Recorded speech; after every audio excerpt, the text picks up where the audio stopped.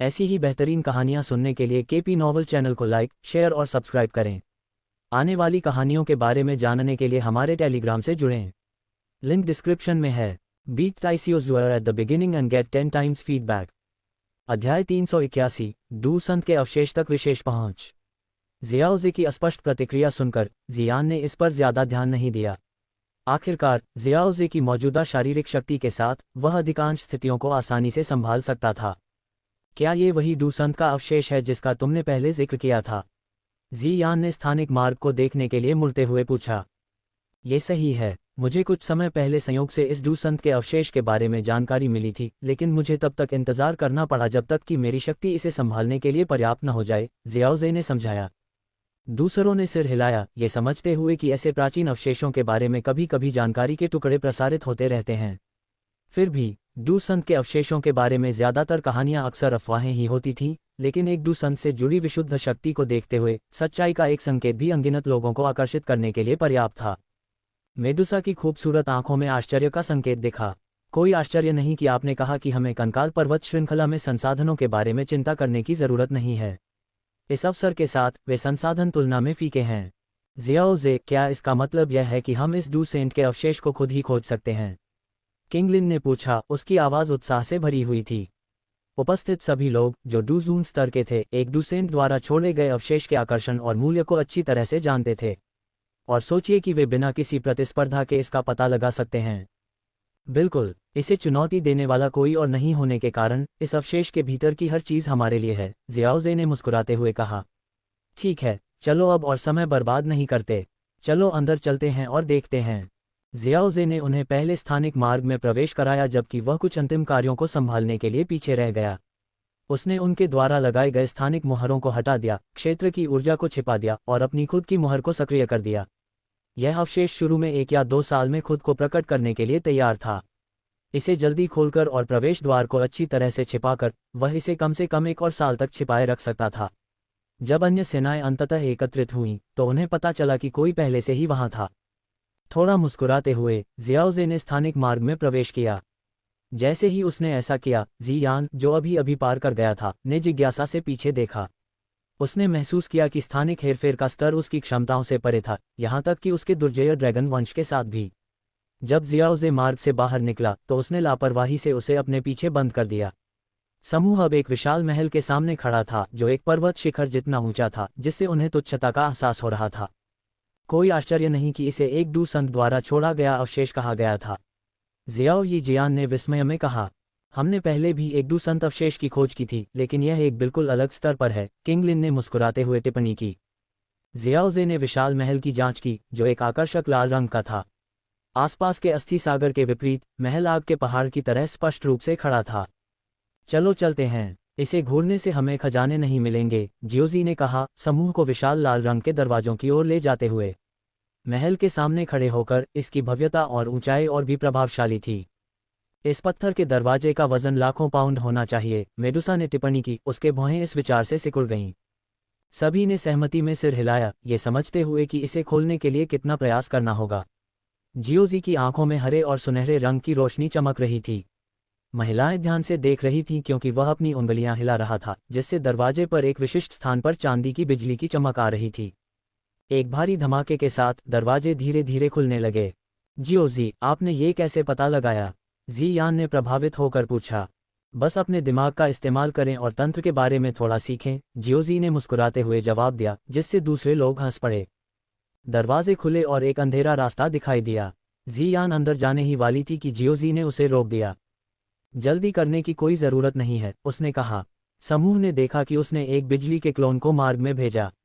जमीन फट गई, जिससे पिघला हुआ लावा निकला जो ऊपर की ओर उछला, लेकिन बिजली के क्लोन को नुकसान नहीं पहुंचा। दीवारों से नीली लपटें फूटी, हवा को गर्म किया जब तक कि वह तीव्रता से विकृत नहीं हो गई। क्या ये डू सेंट थोड़ा दुर्भावनापूर्ण था? जियान ने राहत में अपनी छाती थपथपाते हुए पूछा। बेशक, यह उनका अवशेष है और वे घुसपैठियों का स्वागत नहीं करेंगे, जियाओजी ने हंसते हुए कहा। आसपास इकट्ठा हो जाओ, मैं हमें अंदर ले जाऊंगा। चारों महिलाओं ने आज्ञा का पालन किया और जियाओजी ने उन्हें एक सुनहरी लौ में लपेट दिया जिसने उन्हें गर्मी से बचाया। आपका आग पर नियंत्रण प्रभावशाली है। ये लौ असाधारण लगती है, फिर भी बिल्कुल नहीं जलती है, जियान ने सुनहरी आग को पकड़ते हुए कहा। कुछ साल हो गए हैं और आपकी ताकत इतनी बढ़ गई है कि यह अपरिचित लगती है, जियान ने टिप्पणी की। जियाओजी ने अपनी आंखें घुमाईं, जियान के बालों को बिखेर दिया। तुम कब से मेरी ताकत का पूरा अंदाजा लगा पाए हो? जियान ने मुंह बनाया, जबकि बाकी तीनों हंस पड़े। जियाओजी की ताकत के आदी हो चुके थे, लेकिन जियान के लिए यह एक झटका था, इतने लंबे समय तक अलग रहने के बाद। अगर वह उसी स्थिति में होती तो वह भी जियाओजी की राक्षसी वृद्धि से चकित हो जाती। अध्याय 382 थंडर बॉडी का अद्भुत उपयोग। जियाओजे ने चारों को उग्र मार्ग में ले गया। उसकी आत्मा शक्ति आगे के मार्ग की जांच करने के लिए फैल गई। वह ये पुष्टि करना चाहता था कि नीचे के प्रवेश द्वार के अलावा कोई अन्य छिपा हुआ मार्ग नहीं था। थोड़ी देर बाद जियाओजे ने अपने द्वारा पहले छोड़े गए थंडर बॉडी को नियंत्रित करने का फैसला किया ताकि वह उग्र मार्ग के रहस्यों का पता लगा सके। फिर वह समूह को सीधे नीचे मैग्मा में ले गया। चारों को क्षण भर के लिए झटका लगा, लेकिन वे चिल्लाए नहीं। इसके बजाय वे जियाओजे के पीछे मैग्मा में चले गए। जियाओजे, क्या इस उग्र मार्ग का रहस्य मैग्मा में छिपा है? उन्होंने जल्दी से उसके इरादे का अनुमान लगा लिया। ये सही है, यह उग्र मार्ग केवल एक मोड़ है।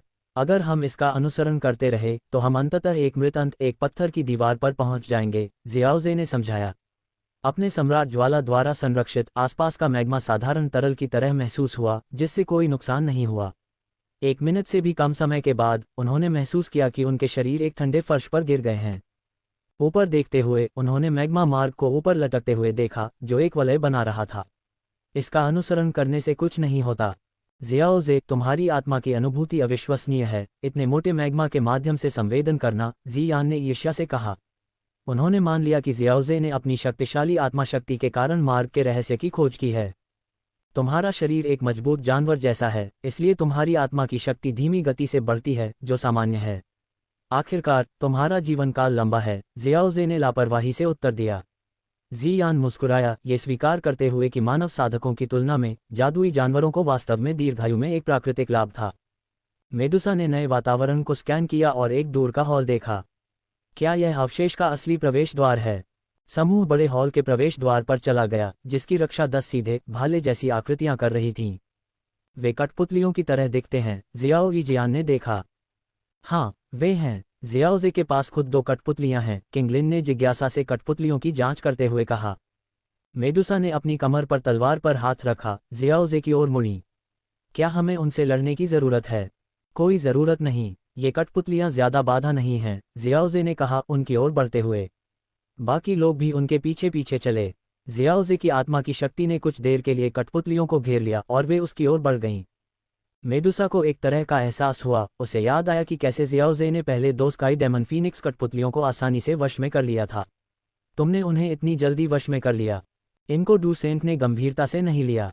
शायद इन्हें बस यूं ही बनाया गया था, जियाओजे ने समूह की चकित निगाहों के सामने 10 कठपुतलियों को इकट्ठा करते हुए समझाया।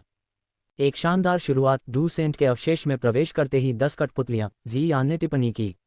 जैसे ही जियाओजे ने कठपुतलियों को रखा, उनके सामने का भारी पत्थर का दरवाजा धीरे धीरे यांत्रिक क्लिक की एक श्रृंखला के साथ खुल गया। एक प्राचीन और उजाड़ आभा अंदर से बह रही थी। समूह ने जियाओजे पर ध्यान केंद्रित करने से पहले नजरें बदलीं। आप किसका इंतजार कर रहे हैं? चलो चलते हैं। इस डूसेंट अवशेष के अंदर एक खजाना है, जियाओजे ने आग्रह किया, उन्हें अंदर ले गया। महिलाएं जियाओजे द्वारा बताए गए खजाने के बारे में उत्सुकता से उनके पीछे चली गईं। जियान अपनी जिज्ञासा को रोक नहीं पाए। ये किस तरह का खजाना है? यह आपसे संबंधित एक खजाना है जिसे आप इस्तेमाल कर सकते हैं, जियाओजे ने जवाब दिया, जिससे जियान आश्चर्यचकित हो गई। अन्य 3 महिलाओं ने उसे ईर्ष्या के भाव से देखा, यह महसूस करते हुए कि जियाओजे विशेष रूप से जियान के लिए यहाँ आया था। भले ही वह उन्हें नहीं पाती, वह ड्रैगन द्वीप पर उसे खजाना दे देता। जियान के प्रति उसके समर्पण के इस भाव ने उन्हें गहराई से छू लिया। जियाओजे के इरादों को समझते हुए जियान ने महसूस किया कि उसका दिल थोड़ा तेज धड़क रहा था। उसके लिए जियाओजे ने इस अवशेष से खजाना प्राप्त करने के लिए बहुत दूरियां तय की थीं। पत्थर के दरवाजे के अंदर एक विशाल हॉल ने उनका स्वागत किया, जिसमें कई गलियारे अज्ञात में फैले हुए थे। इतने सारे मार्गों के साथ उन सभी की खोज करने में युग लग सकते हैं, जियाओजियान ने टिप्पणी की, जगह के विशाल आकार से चकित होकर। अन्य लोगों ने सहमति में सिर हिलाया, अब अवशेष तक विशेष पहुंच के लाभ की सराहना करते हुए। अन्य गुटों के साथ प्रतिस्पर्धा करने से चीजें और अधिक कठिन हो जातीं। हम खोज करने के लिए अलग हो सकते हैं, किंगलिन ने सुझाव दिया, उसकी आंखें चमक उठीं। लेकिन डूसेंट के अवशेष में एक साथ रहना अधिक सुरक्षित है, मेडुसा ने जवाब दिया। खुद को परेशान करने की कोई ज़रूरत नहीं है, जियाओजे ने कहा, तेजी से हाथ की मुहरें बनाते हुए। उसने कई वज्र निकाय बनाए, जिनमें से प्रत्येक भंडारण के छल्ले से सुसज्जित था। वज्र निकाय फिर विभिन्न मार्गों में फैल गए। महिलाएं अवाक रह गईं। वज्र निकायों को अन्य मार्गों को संभालने दें। जियोजी ने कहा, कोई भी मूल्यवान वस्तु उस आत्मिक शक्ति से बच नहीं सकती जो मैंने उनमें डाली है। हम उस खजाने को खोजने पर ध्यान केंद्रित करेंगे। अध्याय 383, बीस्ट स्पिरिट बैरियर। क्या रहस्यमय युद्ध तकनीक है, और तुमने ये तकनीक खुद बनाई है, जियोजे। थंडर बॉडी की उत्पत्ति के बारे में जानने के बाद जी यान फिर से आश्चर्यचकित हुए बिना नहीं रह सकी। उसने सोचा था कि वह पहले से ही जियोजे की राक्षसी प्रतिभाओं से परिचित थी, लेकिन ऐसा लग रहा था कि वह अभी भी इससे बहुत दूर थी। हालांकि मेडुसा, जियोई जियान और किंगलिन थंडर बॉडी के चमत्कारों के बारे में जानते थे, लेकिन जियोजे को इतने बड़े पैमाने पर इसका इस्तेमाल करते देखना अभी भी चौंकाने वाला था। ठीक है, अब किसी भी औषधीय जड़ी बूटी की खुशबू खोजने के लिए अपनी खजाना खोजने की क्षमता का उपयोग करो, जियोजे ने जियोयान के सिर को थपथपाते हुए कहा। हालांकि जियान बड़ी हो गई थी, फिर भी जियोजे उसके सिर को थपथपाने की आदत नहीं छोड़ पाए। जियान ने अपना सिर हिलाया, जियोजे का हाथ झटक दिया और हवा को हल्के से सूंघते हुए कहा, क्या तुम कह रहे हो कि खजाना एक औषधीय जड़ी बूटी है? कम या ज्यादा, यह एक प्राकृतिक खजाना है जो आपको बहुत फायदा पहुंचाएगा। जियान ने अपनी भौहें सिकोड़ी। एक प्राकृतिक खजाना जो ताइक्सू प्राचीन ड्रैगन कबीले को बहुत फायदा पहुंचाता है। उसे तुरंत कुछ भी याद नहीं आया। ड्रैगन फीनिक्स मूल फल बहुत दुर्लभ था। ताइक्सू प्राचीन ड्रैगन कबीले के भीतर भी हर कोई इसके बारे में नहीं जानता था। ताइक्सू प्राचीन ड्रैगन कबीले के इतिहास में ड्रैगन फीनिक्स मूल फल के केवल 5 दर्ज उदाहरण थे। वहां एक प्राकृतिक खजाने की हल्की सी खुशबू है, कहीं और नहीं। जियान ने एक मार्ग की ओर इशारा किया। चलो चलते हैं, जियाओजी ने समूह को मार्ग में ले जाते हुए कहा। महल के गलियारे बहुत विशाल थे और जैसे ही वे उनमें से गुजरे, उन्हें एक विशाल इमारत में छोटे पक्षियों की तरह महसूस हुआ। जब वे रास्ते में बातें कर रहे थे तो उन्होंने अनुमान लगाया कि शायद ये डूसंत कोई मानव साधक नहीं बल्कि किसी दूसरी जाति का हो सकता है। अन्यथा वह इतना बड़ा महल और गलियारे क्यों बनवाएगा? अंततः उन्होंने इसका श्रेय डूसंत की भव्य वास्तुकला के लिए अद्वितीय प्राथमिकता को दिया। कुछ देर गलियारों में घूमने के बाद वे काई से ढके पत्थर के दरवाजे के सामने रुक गए। यही है, जियाओजी ने पुष्टि की। अपने हाथ की एक लहर के साथ डूक्यूई की एक किरण पत्थर के दरवाजे से टकराई, जो धीरे धीरे खुल गया। जैसे ही यह हुआ, एक समृद्ध औषधीय सुगंध जो अनगिनत वर्षों से बंद लग रही थी, बाहर निकल आई, जिससे उनकी आत्मा को ऊर्जा मिली। जब दरवाजा पूरी तरह से खुला तो अंदर से एक शानदार रोशनी चमक उठी। मेडुसा ने तुरंत अपना हाथ अपनी तलवार की मूठ पर रखा, सतर्क और तैयार। दूसरों ने भी अपनी डूक्यूई तैयार की, किसी भी अचानक खतरे के लिए तैयार। आखिरकार यह एक डूसंत का अवशेष था, कोई पर्यटक स्थल नहीं। एक बार जब चकाचौंध करने वाली रोशनी फीकी पड़ गई तो उन्होंने अंदर झांका। उनके चेहरे पर आश्चर्य की भावनाएं उभर आईं। जियान खुद को निगलने से नहीं रोक सका, अंदर घूरता रहा। उनके सामने एक जंगल था, एक ऐसा जंगल जो पूरी तरह से दुर्लभ और कीमती प्राकृतिक खजानों से बना था। जियान के लिए यह प्राचीन जंगल एक अभयारण्य की तरह था। नाटक। जियान की आंखें हर जगह घूम रही थीं। उसने जो भी प्राकृतिक खजाने देखे, उनमें से हर एक पिछले खजाने से ज्यादा कीमती था।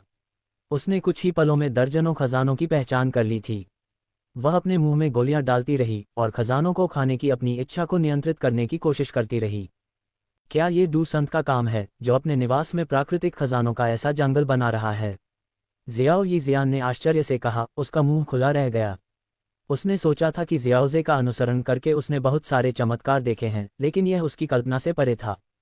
खजानों का ये जंगल डैन दायरे के खजानों से भी टक्कर ले सकता है, जियाओजे ने टिप्पणी की, जो डूसंत के भव्य डिजाइन से समान रूप से प्रभावित था। जियान ने गोलियों की एक बोतल अपने मुंह में खाली करने और अपने होठों को अपने हाथ से पोंछने के बाद जियाओजे की ओर मुड़ी। क्या ये वही खजाना है जिसका तुमने उल्लेख किया था? प्राकृतिक खजानों का ये जंगल मेरे लिए बेहद फायदेमंद है।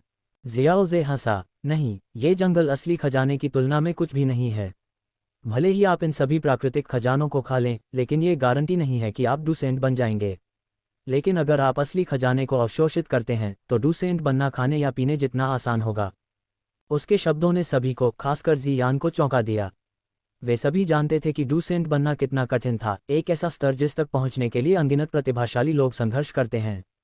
जियाओजी, आपके शब्दों से मुझे प्रत्याशा से खुजली हो रही है, जियान ने कहा, उसके शब्दों पर भरोसा करते हुए। लेकिन ताइक्सू प्राचीन ड्रैगन कबीले के लिए शक्तिशाली किसी भी प्राकृतिक खजाने को याद करने में असमर्थ। ड्रैगन फीनिक्स मूल फल पर विचार करना बहुत दुर्लभ था। खजाना प्राचीन जंगल के भीतर गहराई में है, जियाओजी ने कहा, उन्हें जंगल की गहराई की ओर ले जाते हुए।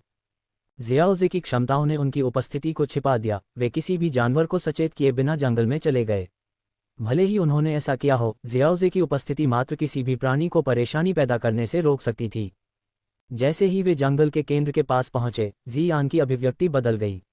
ऐसा लगता है कि मेरे ताइक्सू प्राचीन ड्रैगन कबीले के किसी बुजुर्ग की आभा है। उसने जियाओजी की ओर देखा, जिसने मुस्कुराकर सिर हिलाया, लेकिन आगे कुछ नहीं बताया।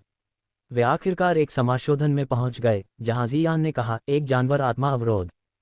दूसरों के चेहरों पर हैरानगी देखकर जियान ने समझाया, ये केवल एक बहुत शक्तिशाली जादुई जानवर द्वारा अपनी मृत्यु के समय बनाया जाता है। इसे खोलो, खजाना अंदर है, जियाओजी ने निर्देश दिया। जियान ने दुखी होकर अपने होंठ काटे। उसने अपनी उंगली काटी, जिससे सुनहरे खून की कुछ बूंदें जानवर आत्मा अवरोध पर गिर गईं। केवल एक ही वंश वाला व्यक्ति जानवर आत्मा अवरोध को खोल सकता है। जैसे ही सुनहरा खून बैरियर से नीचे गिरा, एक सुनहरा दरार दिखाई दिया।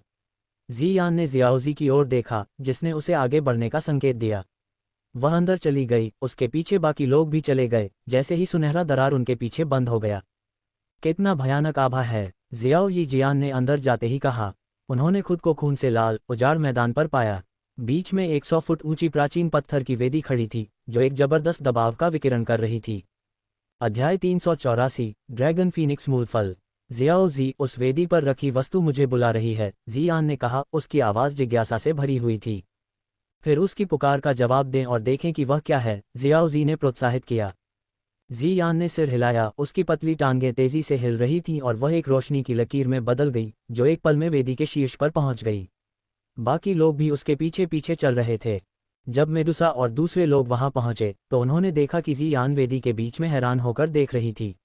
उत्सुकतावश उन्होंने देखा कि वह कहाँ देख रही थी और वेदी के बीच में एक बैंगनी सुनहरा पत्थर का मंच देखा।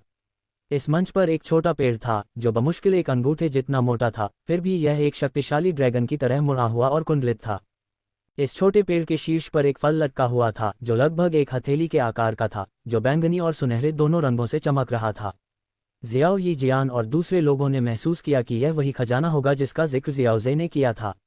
उन्होंने फल की बारीकी से जांच की और पाया कि सुनहरा आधा भाग एक छोटे ताइक्सू प्राचीन ड्रैगन की तरह मुड़ा हुआ और कुंडलित था, जबकि बैंगनी आधा भाग एक उड़ते हुए प्राचीन स्वर्गीय फीनिक्स जैसा था।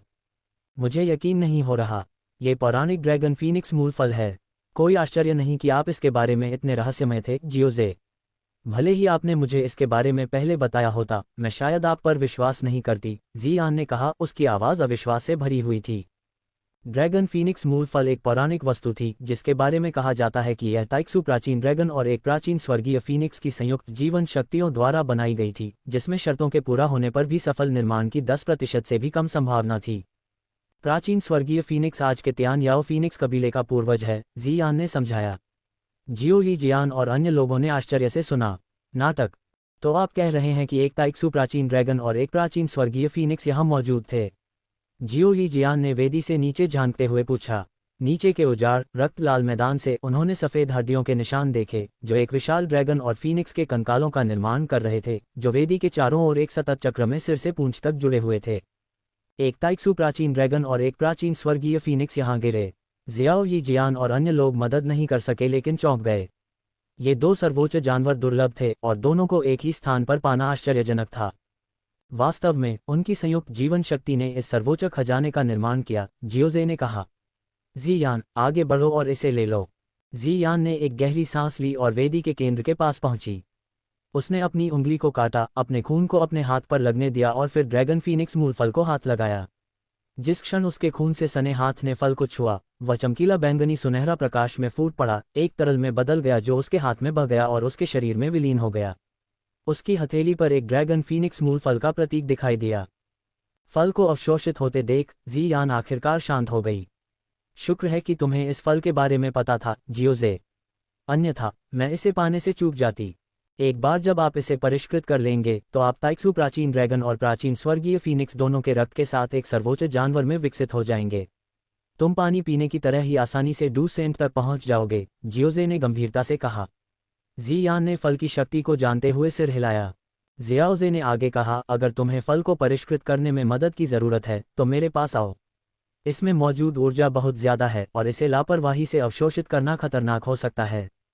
जी यान ने जियोजे की क्षमताओं पर भरोसा करते हुए सहमति जताई। इसके अलावा चूंकि ताइक्सु प्राचीन ड्रैगन के पूर्वज यहाँ गिरे थे, तो क्या तुम उनके अवशेषों को उचित दफनाने के लिए ड्रैगन द्वीप पर वापस ले जाना चाहते हो? एक पल सोचने के बाद जी यान ने सिर हिलाया। ताइक्सु प्राचीन ड्रैगन के अवशेष अविश्वसनीय रूप से मूल्यवान हैं। अगर कोई और उन्हें पाता है तो वे उन्हें कठपुतली में बदल सकते हैं या उनका सार निकाल सकते हैं। उन्हें उचित तरीके से दफनाना बेहतर है। मुझे मदद करने दो, जियाओजी ने कहा। उसकी आत्मा की शक्ति पूरे मैदान में फैल गई। उठो। उसके आदेश के साथ मैदान में हलचल मच गई और यहाँ तक कि वेदी भी कांप उठी, क्योंकि ताइक्सु प्राचीन ड्रैगन का विशाल कंकाल हवा में उठा। मैं इसे अभी के लिए एक उच्च श्रेणी के भंडारण रिंग में संग्रहित करूंगा, जियाओजी ने कहा। कंकाल को एक खाली भंडारण रिंग में डालकर जी यान को सौंप दिया। जी यान ने अपनी आंखों में कृतज्ञता के साथ अंगूठी को पकड़े हुए जियाओजी को गले लगाया। धन्यवाद जियाओजी, इसका जिक्र मत करो, हम दोस्त हैं, है न? जियोजी ने उसकी पीठ थपथपाते हुए कहा। जी यान, जिसका चेहरा जियोजी की छाती में दबा हुआ था, स्नेह की लहर महसूस कर रही थी। खुद को रोक न पाने के कारण उसने जियोजी के गाल पर चुंबन किया। फिर जब उसने दूसरों के चेहरों पर आश्चर्यचकित भाव देखे तो उसे एहसास हुआ कि उसने क्या किया है। अपने बोल्ड व्यक्तित्व के बावजूद वह शर्मा गई। ओह, मैं बस बहक गई। इसका कोई मतलब नहीं था। क्या तुम मेरी बात पर विश्वास करते हो? उसने समझाने की कोशिश की, लेकिन जियो यिजियान और अन्य लोगों ने बस अपना सिर हिलाया, खुश होकर। जियोजी ने अपना गला साफ किया, उनका ध्यान दूसरी ओर मोड़ा। चलो चर्चा करते हैं कि प्राचीन स्वर्गीय फीनिक्स के अवशेषों का क्या किया जाए। ये भी एक डूसेंट स्तर का जानवर है और अत्यधिक मूल्यवान है। इसके अवशेष यहाँ के सबसे बड़े खजानों में से एक हैं। उसके शब्दों ने सभी का ध्यान प्राचीन स्वर्गीय फीनिक्स के अवशेषों पर केंद्रित कर दिया। अध्याय 385, प्राचीन स्वर्गीय फीनिक्स मज्जा। ड्रैगन फीनिक्स मूल फल को पोषित करने के लिए ताइक्सु प्राचीन ड्रैगन और प्राचीन स्वर्गीय फीनिक्स दोनों की जीवन शक्ति की आवश्यकता होती है, जियान ने नीचे प्राचीन स्वर्गीय फीनिक्स की हड्डियों को देखते हुए कहा। उसने आगे कहा, अब जब जीवन शक्ति समाप्त हो गई है तो प्राचीन स्वर्गीय फीनिक्स का मांस सड़ गया है। नाटक। लेकिन मुझे नहीं पता कि बची हुई हड्डियां कितनी मूल्यवान हैं, उसने सोच समझकर कहा। जियान के विश्लेषण को सुनने के बाद सभी ने सहमति में सिर हिलाया। हालांकि डूसेंट स्तर के जानवर की हड्डियां अविश्वसनीय रूप से मूल्यवान थीं, लेकिन ये ड्रैगन फीनिक्स मूल फल के पोषित होने के बाद बची थीं। फल के मूल्य को देखते हुए यह आश्चर्य की बात नहीं होगी अगर इसने स्वर्गीय फीनिक्स की हड्डियों से सारी ऊर्जा निकाल ली हो। भले ही ये अभी भी एक डूसेंट स्तर के जानवर की हड्डियां हैं। इन्हें यहाँ छोड़ना शर्म की बात है, जियाओजे ने हड्डियों की जांच करने के लिए आगे बढ़ते हुए कहा।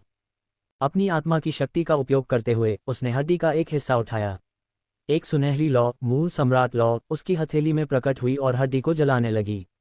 जल्द ही जियाओजे की आंखें सिकुड़ गईं और उसके चेहरे पर मुस्कान फैल गई।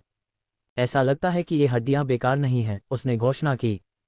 अन्य लोग आश्चर्य से देखते रहे क्योंकि हड्डी सुनहरी लौ में जल रही थी।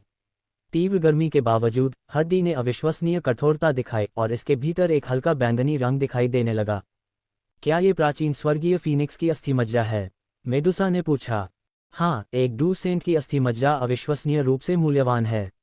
थोड़ी मात्रा में अवशोषित करने से भी कई 8वीं श्रेणी की गोलियों से अधिक शक्ति प्राप्त होगी, जियाओजे ने सिर हिलाकर पुष्टि की।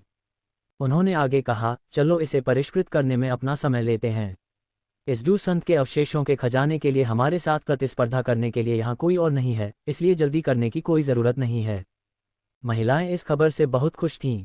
कुछ दिनों बाद जब वे बीस्ट स्पिरिट बैरियर के बाहर स्वर्गीय सामग्री और सांसारिक खजाने इकट्ठा करके लौटी तो उन्होंने जियाओजे को वेदी पर बैठे पाया, जो सुनहरी लौ और प्राचीन स्वर्गीय फीनिक्स की विशाल हड्डियों से घिरा हुआ था। एक बार ठोस हड्डियां अब अधिक तरल लग रही थीं, जिसमें गहरे बैंगनी मज्जा के रेशे लौ में अधिक प्रमुख हो रहे थे। जब महिलाएं खजाने इकट्ठा कर रही थीं, तब किंगलिन ने प्राचीन जंगल में कुछ सर्पिन जादुई जानवरों के साथ एक बंधन बनाने में भी कामयाबी हासिल की थी। जियाओजे को जागते हुए देखकर किंगलिन ने पूछा, जियाओजे कैसा चल रहा है? बहुत अच्छा, उसने जवाब दिया। प्राचीन स्वर्गीय फीनिक्स की आत्मा से निपटने की शुरुआती चुनौती के अलावा ये ज्यादातर समय और प्रयास का मामला था। जल्द ही सुनहरी लौ एक कड़ाही में संघनित हो गई, जिससे हवा में एक चिपचिपा गहरा बैंगनी तरल तैरता हुआ निकल गया। मज्जा जेल की तरह मोटी दिख रही थी और लगभग एक मानव सिर के आकार की थी। इतना विशाल स्वर्गीय फीनिक्स और यह सब मज्जा हमें मिलता है, जियो यिजियान ने आश्चर्यचकित होकर कहा। ये देखते हुए कि ड्रैगन फीनिक्स मूल फल इतनी ऊर्जा की खपत करता है, ये राशि वास्तव में मेरी अपेक्षा से अधिक है। जियोजी ने मज्जा को 5 भागों में विभाजित करते हुए मुस्कुराते हुए कहा। हर किसी को एक हिस्सा मिलता है, उसने कहा, लेकिन जियान ने तुरंत मना कर दिया। आपको मुझे शामिल करने की आवश्यकता नहीं है। मेरे पास पहले से ही सबसे कीमती चीज़ है। आपको मज्जा को आपस में बांट लेना चाहिए, उसने जोर देकर कहा। उसके संकल्प को देखते हुए जियाओजी ने मज्जा को 4 भागों में विभाजित किया और उन्हें जैद की बोतलों में बांट दिया। आपको इसे यहीं परिष्कृत करना चाहिए। मैं देखता रहूंगा, जियान ने प्रस्ताव दिया और बाकी लोगों ने स्वीकार कर लिया और अपना शोधन शुरू करने के लिए बैठ गए। जियोजे ने अपना हिस्सा पी लिया और महसूस किया कि मज्जा की तीखी गर्मी उसके शरीर में फैल गई है। मज्जा से ऊर्जा का एक विशाल महासागर फूट पड़ा, जिसे उसके मूल वृक्ष ने अवशोषित कर लिया, जिससे उसका व्यास और बढ़ गया। हालांकि ये जितना अधिक फैला, उतनी ही अधिक ऊर्जा की आवश्यकता थी। यहाँ तक कि एक डूसेंट का मज्जा भी उसके वर्तमान स्तर पर एक नाटकीय सफलता के लिए पर्याप्त नहीं था। मूल कहानी में जियोयान ने डूसेंट मज्जा की एक बूंद का सेवन करके अपनी शक्ति को 1 स्टार तक बढ़ा लिया था, लेकिन वह तब था जब वह अभी भी डूजून के निचले स्तर पर था। जियोजे जैसे व्यक्ति के लिए, जो पहले से ही डूजून के शिखर पर था, मज्जा का तत्काल प्रभाव कम था। अपनी आंखें खोलते हुए जियोजे ने देखा कि मूल वृक्ष का व्यास अब 600 मीटर तक पहुंच गया था, जो डूजून और डूसेंट के बीच विशाल अंतर को स्वीकार करता है। डूजून और डूसेंट के शिखर के बीच का अंतर बहुत बड़ा है और मेरी नींव बाकी लोगों की तुलना में बहुत मजबूत है, जिसके लिए बहुत अधिक ऊर्जा की आवश्यकता है, उन्होंने सोचा, लेकिन वह बहुत चिंतित नहीं थे। मूल वृक्ष के प्रत्येक विस्तार ने उनकी शक्ति में ठोस वृद्धि की। खींचते हुए जियोजी ने पिछले कुछ दिनों में अपने बिजली के अवतारों द्वारा एकत्र किए गए खजानों को छांटना शुरू कर दिया। स्वर्गीय सामग्रियों और सांसारिक खजानों की प्रचुरता भारी थी। जबकि मेडुसा और अन्य लोग खजाने इकट्ठा कर रहे थे, अधिकांश काम बिजली के अवतारों द्वारा किया गया था। जियोजे ने भविष्य में उपयोग के लिए अपने उच्च श्रेणी के भंडारण रिंग में संग्रहित करने के लिए सबसे मूल्यवान सामग्रियों का सावधानीपूर्वक चयन किया। खजाने को व्यवस्थित करने में आधा दिन बिताने के बाद जियोजे अपना सिर हिलाए बिना नहीं रह सका। बहुत अधिक मूल्यवान सामग्री होना वास्तव में एक सुखद समस्या थी। अध्याय 386, एक और डैन बीस्ट। वेदी पर जियोजे खड़ा हुआ जबकि जियोयिजियान, मेडुसा और किंगलिन अभी भी प्राचीन स्वर्गीय फीनिक्स मज्जा को अवशोषित और परिष्कृत कर रहे थे। हालांकि मज्जा का वह हिस्सा जियोजे के लिए एक महत्वपूर्ण परिवर्तन करने के लिए पर्याप्त नहीं था, यह उनके लिए अलग था। यह उन्हें एक और स्तर आगे बढ़ाने में मदद कर सकता है। प्राचीन स्वर्गीय फीनिक्स की हड्डियां फैंग किंग एयर की ताकत को और बेहतर बनाने में मदद कर सकती थीं, जिससे उसे प्राचीन स्वर्गीय फीनिक्स की ताकत का पता चल सकता था। लेकिन अब बहुत देर हो चुकी है। हड्डियों को मैंने पहले ही परिष्कृत कर दिया है और यहाँ तक कि बचा हुआ सार रक्त भी मज्जा में विलीन हो गया है और हमारे द्वारा परिष्कृत किया गया है। जियाओजे ने अपना सिर हिलाया, प्राचीन स्वर्गीय फीनिक्स के विचारों को एक तरफ धकेल दिया। हड्डियां पहले से ही उसका और उसके साथियों का हिस्सा बन चुकी थीं और इस पर विचार करने का कोई मतलब नहीं था। वेदी के केंद्र की ओर मुड़ते हुए उसने देखा कि जियान पत्थर के मंच पर लेटा हुआ है, जो छोटे पौधे को ध्यान से देख रहा है। क्या इस पौधे में कोई और रहस्यमय गुण है? जियाओजे के अचानक सवाल ने जियान को चौंका दिया, जिससे उसने अपनी छाती थपथपाई।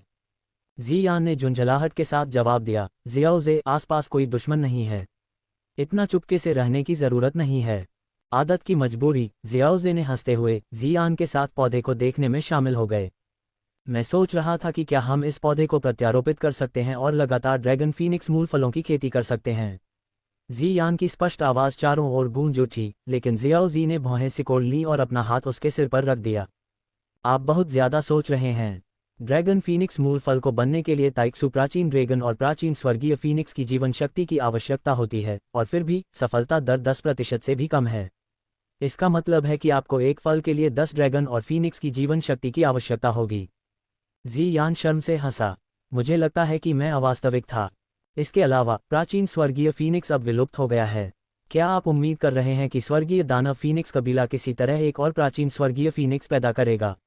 आप सही हैं। किसी जानवर के लिए अपने पैतृक रूप में वापस आना लगभग असंभव है, जियान ने आह भरते हुए कहा। पौधे का उपयोग करने का विचार छोड़ दिया। उसी समय उन्होंने अपने पीछे सफलताओं की आवाज़ सुनी।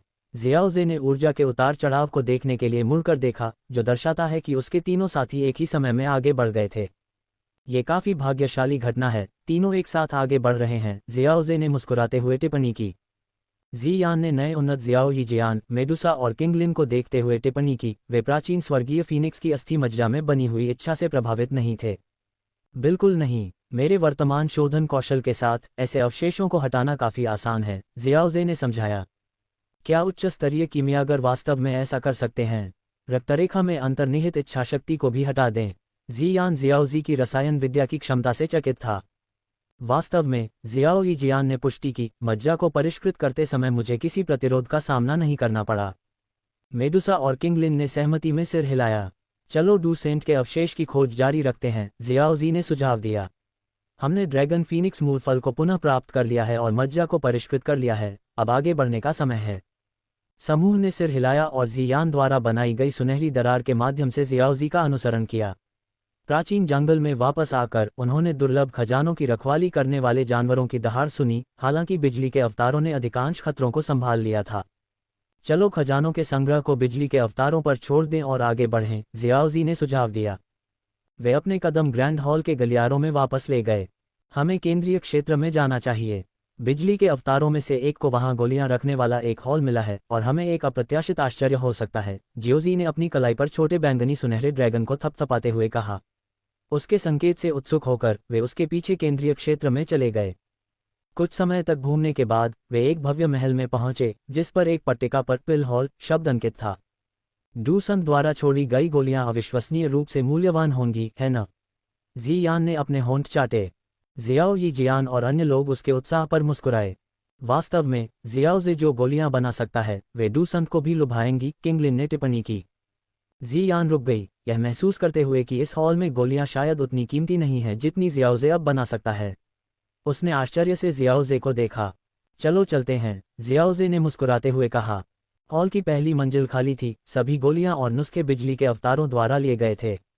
जबकि जियाओजे को तकनीकों और तरीकों की बहुत परवाह नहीं थी, वह गोलियों को बहुत महत्व देता था, यहाँ तक कि उनका उपयोग अपने डेन बीस्ट, छोटे बैंगनी सोने के ड्रैगन को खिलाने के लिए भी करता था, जो सभी ग्रेड की गोलियां स्वीकार करता था। वे दूसरी मंजिल पर चढ़ गए, जहां जियाओजे ने उन्हें अपनी सुनहरी लपटों से ढक दिया। यहाँ से हवा जहरीली है, सावधान रहो, उसने चेतावनी दी। लेकिन ऐसे माहौल में पनपने वाले जियाओ यी जियान पर इसका कोई असर नहीं हुआ। उन्हें तीसरी मंजिल पर एक कमरे में ले जाकर जियाओजी ने दरवाज़ा खोला और बिजली से बना एक पिंजरा दिखाया। अंदर एक छोटा सफ़ेद जानवर था जो गोलमटोल बिल्ली जैसा था, जो काफ़ी प्यारा लग रहा था। प्राणी को देखकर महिलाओं ने जियाओजी की कलाई पर बैंगनी सुनहरे रंग के ड्रैगन को देखा। क्या यह आपकी कलाई पर मौजूद एक और डैन बीस्ट है? जियान ने उत्साह से पूछा। अध्याय 387, डैन बीस्ट एहसान के लिए प्रतिस्पर्धा करते हैं। सफ़ेद फर वाला छोटा जानवर गोली हॉल में बेफिक्र होकर रह रहा था, कभी कभी खाने के लिए कुछ क्षतिग्रस्त सीलबंद गोलियां ढूंढ लेता था। उसने कभी उम्मीद नहीं की थी कि कुछ दिन पहले एक अजनबी बिजली की गति से नीचे उतरा, और इससे पहले कि वह प्रतिक्रिया कर पाता, वह बिजली से बने पिंजरे में फंस गया। शुरू में छोटा जानवर बिजली के पिंजरे में चिंतित था, लेकिन जैसे जैसे समय बीतता गया वह शांत हो गया और चुपचाप लेट गया। जब उसने देखा कि नए अजनबी आ रहे हैं, उसने तुरंत रक्षात्मक रुख अपनाया। छोटा जानवर अपने चारों पैरों पर खड़ा था, अपने दांत और पंजे दिखाते हुए भयंकर दिखने की कोशिश कर रहा था। हालांकि अपने गोल रोएदार सफ़ेद फर के साथ ये खतरनाक होने के बजाय बेहद प्यारा लग रहा था। जियाओ यी जियान और दूसरे लोग चमकती आंखों से छोटे जानवर को देखने से खुद को रोक नहीं पाए, उसे अविश्वसनीय रूप से प्यारा पाया। छोटे जानवर की हरकतों को देखकर जियाओजे ने ठहाका लगाया। भयंकर दिखने की उसकी अनाड़ी कोशिश वाकई काफ़ी प्यारी थी। जियाओजे, तुम इस डैन बीस्ट के साथ क्या करने जा रहे हो? जियाओ यी जियान ने पूछा। उसकी आंखें सफ़ेद फर वाले प्राणी के लिए स्नेह से चमक रही थीं। चलो देखते हैं कि हम इसे वश में कर सकते हैं या नहीं। एक डैन बीस्ट को पालना पहले से ही फायदेमंद है, दो को पालना और भी बेहतर होगा। इसके अलावा एक डैन बीस्ट के खून में सभी जहरों को दूर करने की शक्ति होती है, इसलिए एक और होना उपयोगी होगा, जियाओजे ने जवाब दिया। जियाओजे की बातों पर महिलाओं की आंखें खुशी से चमक उठीं। हालांकि जियाओ यी जियान ने बिजली के पिंजरे में छोटे जानवर को देखते हुए थोड़ा सा भौहें से कुढ़ीं। लेकिन ये डैन बीस्ट आपकी कीमिया से नहीं बना है, आप इसे कैसे वश में करेंगे? चिंता मत करो, हम इसे वश में करने के लिए गोलियों का इस्तेमाल कर सकते हैं, जियाओजे ने आत्मविश्वास से कहा। उसने गोलियों की एक बोतल निकाली और फिर अपनी कलाई के चारों ओर लिपटे बैंगनी सुनहरे ड्रैगन को देखा। उसे एक विचार सूझा। पॉप बोतल का ढक्कन खुला, जिससे औषधीय जड़ी बूटियों की एक समृद्ध सुगंध फैली जो हवा में भर गई। बैंगनी सुनहरे ड्रैगन की आंखें चमक उठी जब उसने जियाओजे के हाथ को सहलाया, लेकिन जल्दबाजी में कोई हरकत नहीं की। पिंजरे के अंदर सफ़ेद बालों वाले छोटे जानवर ने भी खुशबू को सूंघा, और हवा को सूंघते हुए उसका उग्र भाव नरम पड़ गया।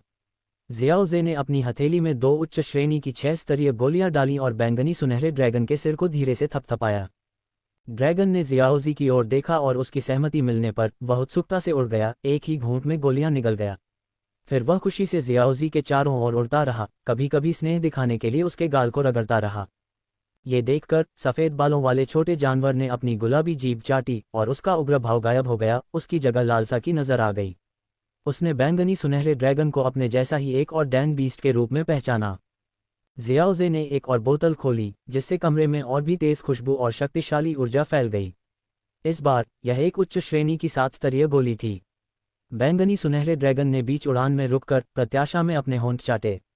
हालांकि उसे कभी कभी जियाओजे से ऐसी उच्च श्रेणी की गोलियां मिलती थीं, लेकिन यह एक दुर्लभ उपहार था। जियाओजे ने मुस्कुराया और बैंगनी सुनहरे ड्रैगन को गोली फेंक दी, जो बिजली की तरह आगे बढ़ा और संतुष्ट भाव दिखाते हुए उसे निगल गया। फिर उसने जियाओजे को खुश करने की कोशिश करते हुए उसे चूमना जारी रखा।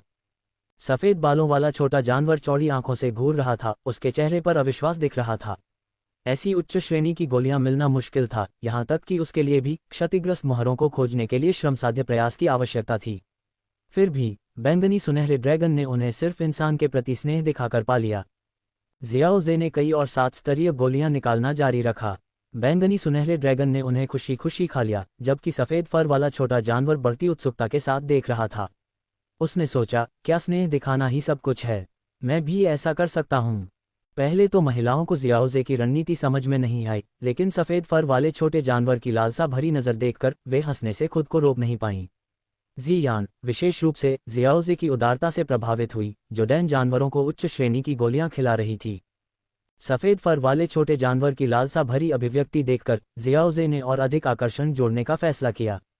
उसने अपनी कलाई घुमाई और उसके हाथ में एक बोतल दिखाई दी, जिसमें एक शक्तिशाली औषधीय सुगंध निकल रही थी जो लगभग बोतल से बाहर निकलती हुई लग रही थी। बैंगनी सुनहरे ड्रैगन और सफ़ेद फर वाले छोटे जानवर दोनों ने बोतल को गौर से देखा। एक 8 स्तरीय गोली, जियान ने कहा, क्या ये थोड़ा ज़्यादा खर्चीला नहीं है? जबकि जियाओई जियान और अन्य लोग आश्चर्यचकित थे, वे जियाओजे के असाधारण साधनों के आदी थे। जियाओजे ने देखा कि समय सही था और उसने अपना हाथ लहराया, बिजली के पिंजरे को तितर-बितर कर दिया। सफ़ेद बालों वाला छोटा जानवर तुरंत जियाओजे की ओर दौड़ा। मूल कहानी में जियाओयान को 20 से ज़्यादा हाई टियर 6 टियर गोलियां और 8 हाई टियर 7 टियर गोलियां खर्च करनी पड़ी थीं, और आखिरकार सफ़ेद बालों वाले छोटे जानवर को उसका विश्वास जीतने के लिए एक 8 टियर गोली से लुभाना पड़ा। लेकिन अब सफ़ेद बालों वाले छोटे जानवर पर एक भी गोली खर्च किए बिना जियाओजे ने उसे बैंगनी सोने के ड्रैगन के उदाहरण की बदौलत उत्सुकता से अपनी ओर दौड़ाया। सफ़ेद बालों वाले छोटे जानवर ने देखा कि कैसे बैंगनी सोने के ड्रैगन ने जियाओजे को सिर्फ स्नेह दिखाने के लिए उच्च श्रेणी की गोलियां प्राप्त की, और वह भी वैसा ही व्यवहार चाहता था। वह ज़मीन पर लुढ़क गया और जियाओजे के स्पर्श की लालसा और समर्पण के भाव में अपना पेट दिखाया। बैंगनी सुनहरे ड्रैगन ने प्रतिस्पर्धा को देखा और जल्दी से जियाओजी के हाथ की ओर उड़ गया, उसे भी उसे सहलाने का आग्रह किया।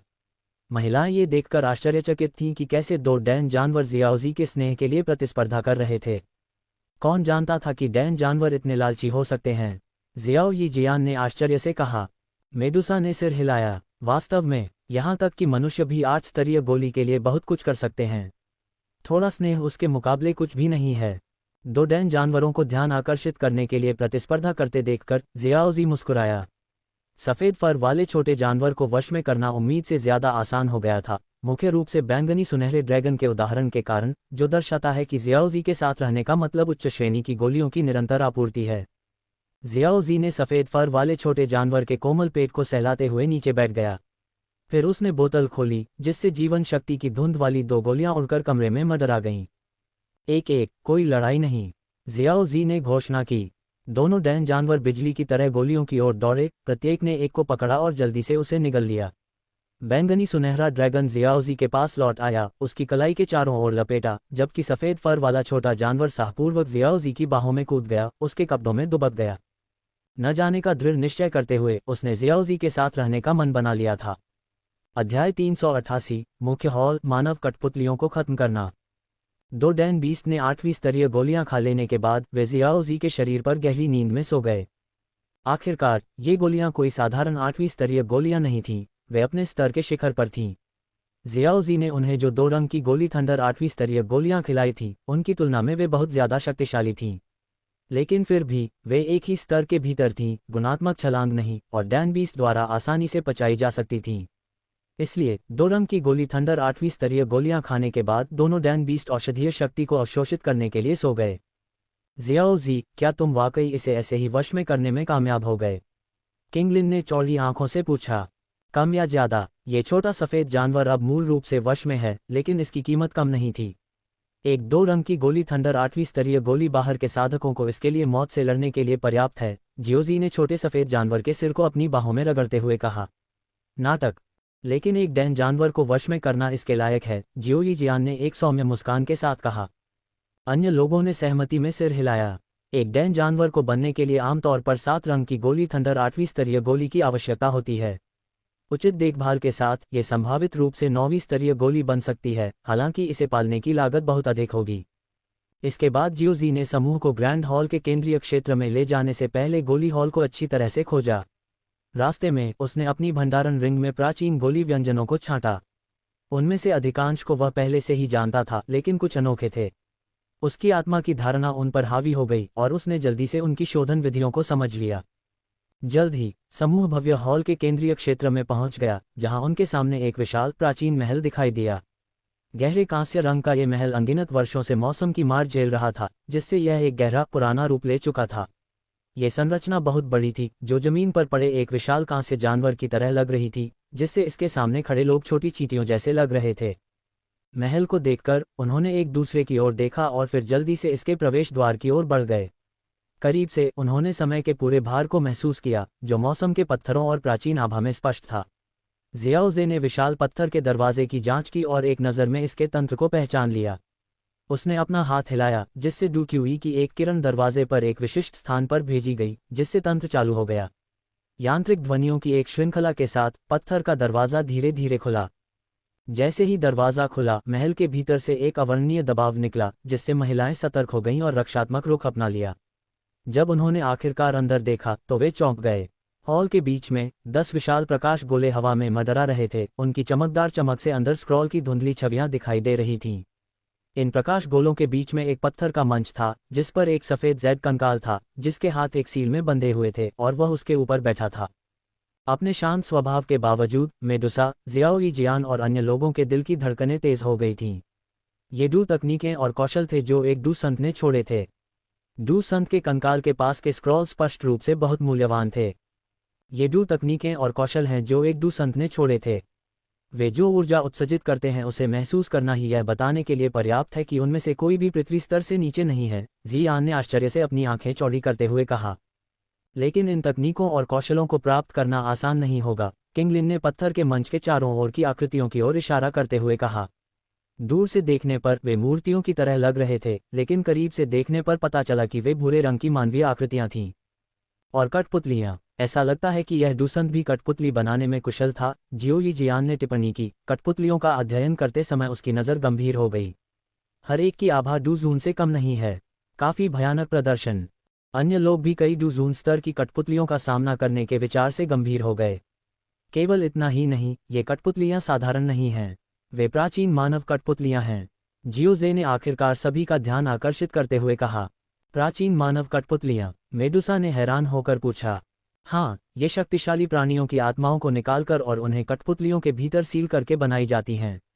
इससे कठपुतलियों को बुद्धिमत्ता और डू तकनीक का उपयोग करने की क्षमता मिलती है, जिससे वे अविश्वसनीय रूप से दुर्जेय बन जाती हैं, जियोजे ने समझाया। सभी ने एक तेज सांस ली, डूसंत के क्रूर तरीकों से हैरान। 1 दर्जन से ज्यादा डूजुन स्तर की कठपुतलियां बनाने के लिए डूजुन स्तर के प्राणियों की आत्माओं की जरूरत होगी। इसका मतलब था कि इस प्राचीन डूसंत के हाथों कम से कम 1 दर्जन डूजुन मारे गए थे। एक पल के लिए जियाओई जियान और अन्य लोगों को इस बात पर यकीन करना मुश्किल लगा। क्या डूजुन स्तर के विशेषज्ञ वाकई इतने बेकार थे? लेकिन फिर उन्हें एहसास हुआ कि ऐसा नहीं था कि डूजुन सस्ते थे, बल्कि ऐसा था कि डूसंत की तुलना में डूजुन महत्वहीन थे। जियोजे ने अपनी उंगली हिलाई, जिससे एक चांदी की बिजली की चमक सर्प की तरह प्रकाश के गोले की ओर चली गई, जिससे वे कांपने लगे। मूल कहानी में इस हॉल में कई साधक मारे गए, इन प्राचीन मानव कठपुतलियों द्वारा मारे गए। लेकिन जियोजे को ऐसी कोई चिंता नहीं थी।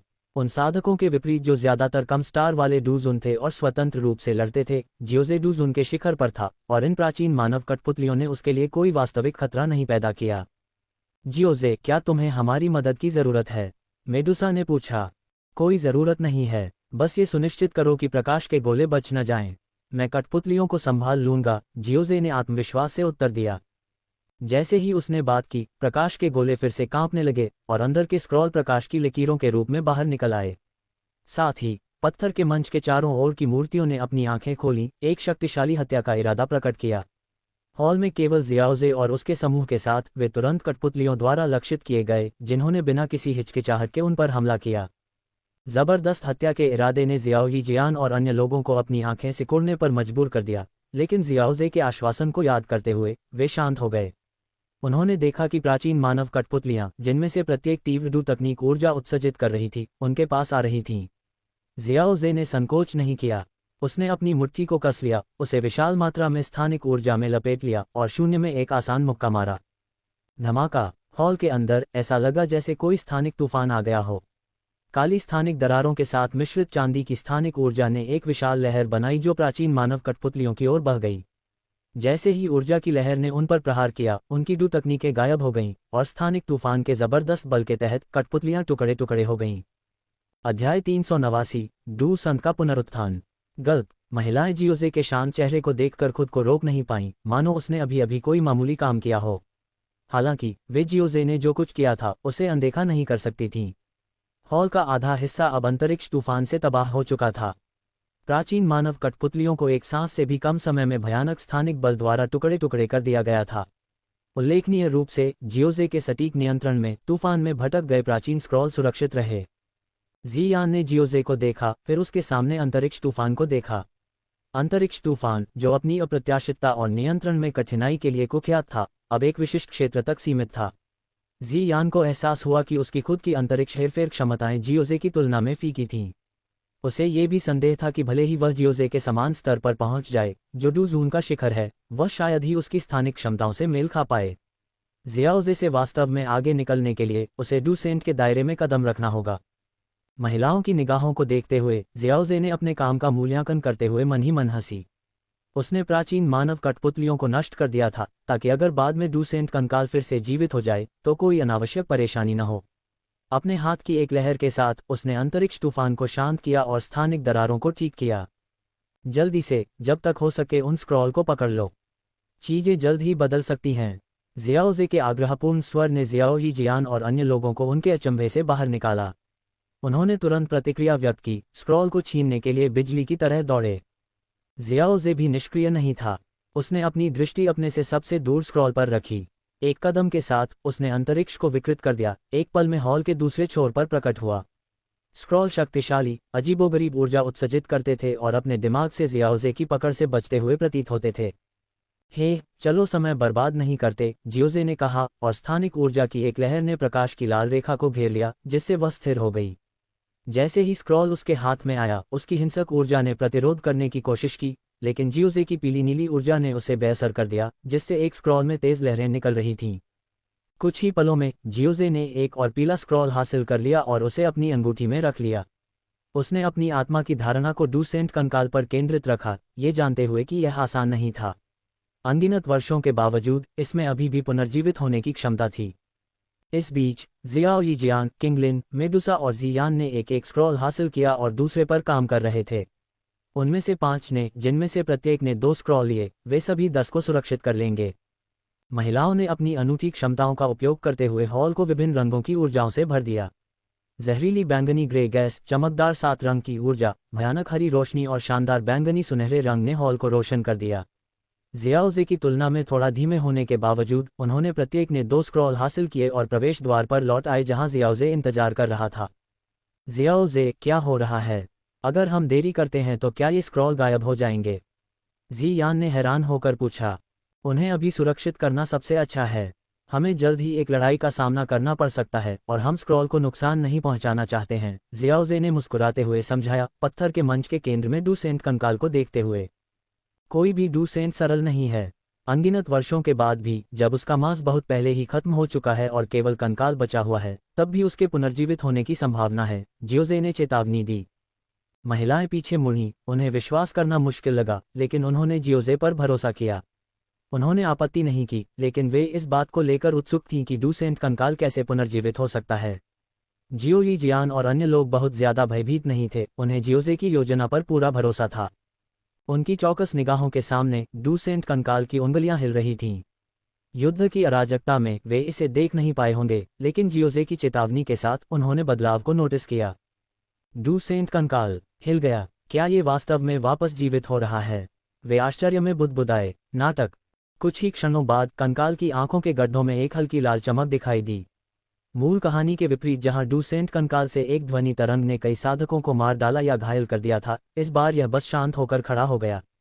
शायद ऐसा इसलिए था क्योंकि आसपास कोई अन्य साधक नहीं थे, या क्योंकि जियाओजे का समूह प्रवेश द्वार पर था। इसलिए डूसेंट कंकाल ने ध्वनि हमले पर ऊर्जा बर्बाद नहीं की, क्योंकि उसे पता था कि जियाओजे का समूह जल्दी से बच सकता है। ये वास्तव में पुनर्जीवित हो रहा है। जियाओ यी जियान ने कंकाल से भयानक दबाव महसूस करते हुए कहा। अपनी ताकत के एक अंश पर भी एक डूसेंट कंकाल दुर्जेय है, मेडुसा ने अपनी तलवार को कसकर पकड़ते हुए कहा। हमारी संयुक्त ताकत से हम इसे नीचे ले जाने में सक्षम हो सकते हैं, किंगलिन ने कहा। उसकी आंखों में आत्मविश्वास दिखा, क्योंकि उसके 3 हरे फूल घूम रहे थे। जियाओजे, क्या तुम अंदर आओगे? जी यान ने पूछा। कंकाल के असामान्य व्यवहार को देखकर जियाओजे ने थोड़ा भौहें सिकुड़ी और कहा, चलो इंतजार करते हैं और देखते हैं। मूल कहानी में डूसेंट कंकाल ने कई साधकों के रक्त और क्यूई को अवशोषित किया, जो इसकी ताकत की व्याख्या करता है। लेकिन अब, जब कोई साधक नहीं है और प्राचीन मानव कठपुतलियां टुकड़ों में बिखरी हुई हैं और स्थानिक दरारों में फेंक दी गई हैं, तो कंकाल उतना शक्तिशाली नहीं होगा। डूसेंट कंकाल ने प्रवेश द्वार पर जियोजे के समूह पर नजर डाली, अपनी बाहें खोली और स्क्रॉल को पकड़े हुए प्रकाश के गोले झरने की तरह नीचे बह गए। इसने ऊर्जा को अवशोषित कर लिया, जिससे इसकी सफेद जैद हड्डियां मंद रूप से चमकने लगीं। साधकों के रक्त और क्यूई को अवशोषित करना एक निम्न स्तरीय विधि है। डूसेंट द्वारा छोड़े गए उन प्रकाश क्षेत्रों से ऊर्जा को अवशोषित करना इष्टतम विकल्प है, जियोजे ने परिवर्तन को देखते हुए सोचा।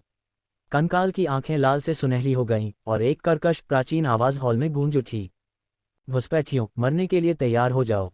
अध्याय 390, महान स्वर्गीय सृजन हथेली। डूसेंट कंकाल की आवाज सुनकर महिलाएं थोड़ी चौंक गईं, लेकिन ज्यादा डर नहीं दिखाया। हालांकि उन्होंने कंकाल के दबाव को महसूस किया, लेकिन उन्हें जियाओजे पर ज्यादा भरोसा था। जियाओजे ने डूसेंट कंकाल की खोखली आंखों के गड्ढों में एक हल्की सुनहरी रोशनी देखी और भौहें चढ़ा दीं।